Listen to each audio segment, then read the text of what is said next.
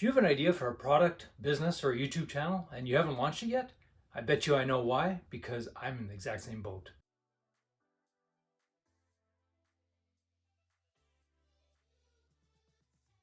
In this video, I'm going to share how I'm pushing forward, what advice helped me get over the hump, and I'm going to show you what my process looked like.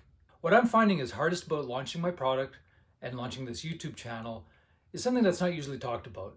Usually the advice is around tactics and strategies, tips and tricks to build your product, do some marketing.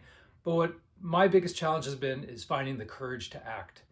Courage to put yourself and your ideas out there, courage to ask for help and for feedback, and courage to not fear failing.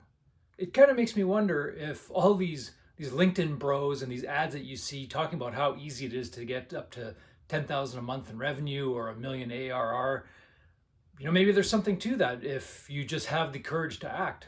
But I kind of doubt it. I think courage is a critical ingredient, and without it, it is much harder to succeed. So I decided I must find the courage, and I mustered it up, and yesterday I released my very first YouTube video. And it was super hard. It was completely outside of my comfort zone, but I did it. I published it, and I survived. And I actually got support from my family and friends, and I'm kind of excited to do my next video, which is why I'm here, not even 24 hours later, filming my next one. I figure I got to use this momentum and see if I can get better. I want to see if what they say is true, that it gets easier with time. Does it become easier talking to a camera? Does it become less cringe? Will I have to take retakes, bazillion retakes before it finally works? Can I continue a coherent conversation without having to restart my sentence over and over again? Here's hoping. That video I published yesterday marks a major milestone for me because it marks the kickoff of my product go-to-market strategy. That strategy involves a Kickstarter campaign, and the kickoff is a pre-launch campaign. And I'm creating this YouTube channel as part of that go-to-market strategy because in this day and age, street cred is everything, and building your audience, letting people discover who you are and what you stand for, what your vision is so important. You can still do it with paid advertising, driving them to some faceless website and slowly building your audience that way. I've launched a product like that before successfully, but it was a grind. And, I think times have changed a little bit, so it's probably even harder today. I want to briefly share a story that kind of parallels my recent journey for a YouTube video. And that was when I sang my first karaoke several years ago. I was a little bit inebriated, a lot inebriated, and I belted out my first two bangers, Careless Whisper and I Was Made for Loving You. And it was such a relief after I was done that I was actually kind of looking forward to trying again. Unfortunately, I was never invited back to sing again, so I haven't done that again. But at least with YouTube, this is in my control, and here I am making my second video. So how am I finding the courage to move forward and film these YouTube videos?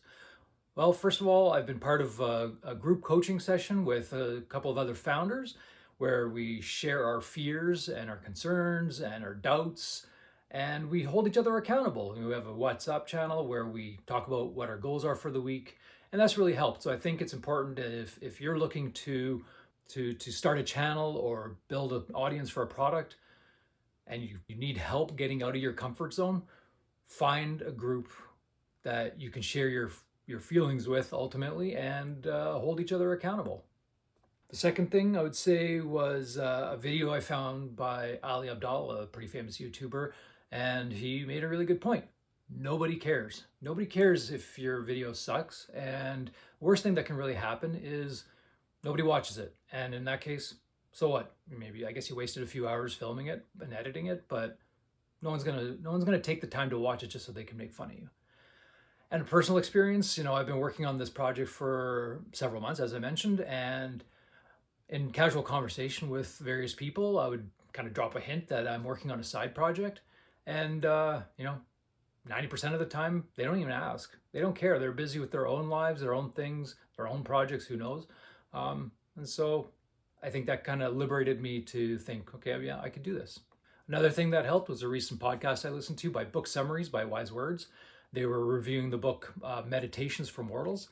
And they made a good point. It's too many times people will continue to do research hoping to find the silver bullet that will make it easy, that will give them the tools that they need to succeed the first time, when really you're not going to get better until you start actually doing. So you have the information that you need, you just need to act. And yeah, when you act, you might fail, and then you just do it again until you get better. Another thing that helped was recently I listened to the audiobook War of Art by Stephen Pressfield. And that book is all about resistance, our internal resistance that prevents us from moving forward. We wait for inspiration before we start writing. We hold off putting our works out there for public consumption in fear of judgment. And we make all sorts of excuses to ourselves to procrastinate and put stuff off. And I think his key point is that as a creator, you need to treat your craft like a professional. Just show up and do the work. If you sit down and you start writing, the inspiration will come. Don't wait for the inspiration to start writing. It's the other way around. And that has helped me to say, screw it, I'm going to start actually filming and doing what I've been fearing. Another point about the resistance is it's really easy to avoid by going back to what you're most comfortable with. For me, that's writing code, building my product. That's where my vision is. I write some code, I see instantly progress being made, but that progress doesn't necessarily translate into future success. I need to engage. I need to build an audience. I need to start engaging with users, getting their feedback to find out what's important. Otherwise, I might be building the wrong thing. But our brains trick us. We lie to ourselves because we know what's important for success, and justifications for other activities that we think are important, that we tell ourselves are important, but they're not really near as important as the thing that we're avoiding. So you got to face your fear, put yourself out there, and make it happen. The last realization that I want to share is that your potential audience or market is way bigger than you think. I can't pinpoint where I got this realization from, but the truth is that there's hundreds of millions of people watching YouTube. If you want some inspiration, go to the Kickstarter page and review past funded projects and see just how much money is raised by some of these products. It's amazing. Sure, there's a lot of Kickstarters that fail to get funded. You'll find a lot of Kickstarters that have 2 backers, like no chance of success. And that's all down to execution.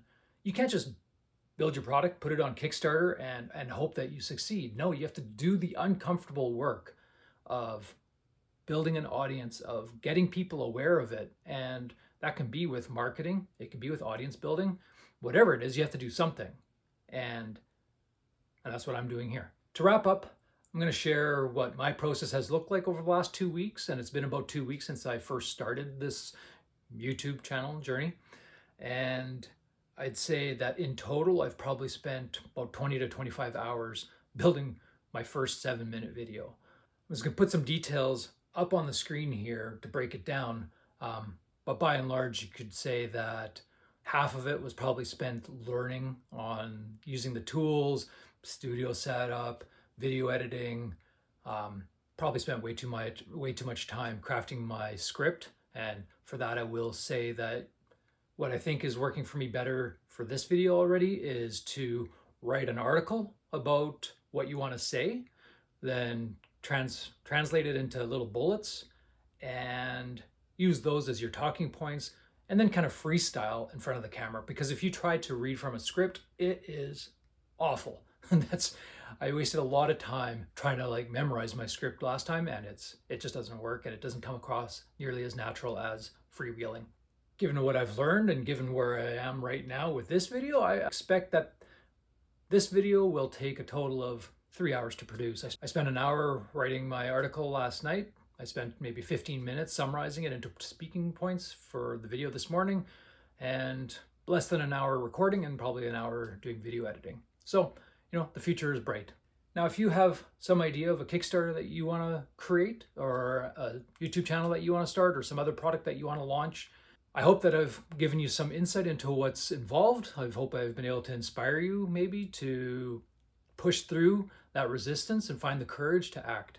If you found this useful, subscribe, because I plan on carrying on with this and sharing my entire journey of my Kickstarter launch And if you're interested in my Kickstarter, the product itself, it's a platform that lets you turn your story into shareable, playable experiences, which I think has a lot of potential to give creators a new channel to share their ideas. If this sounds interesting to you, head over to multibit.games and sign up for the waitlist to get notified of updates. And until next time.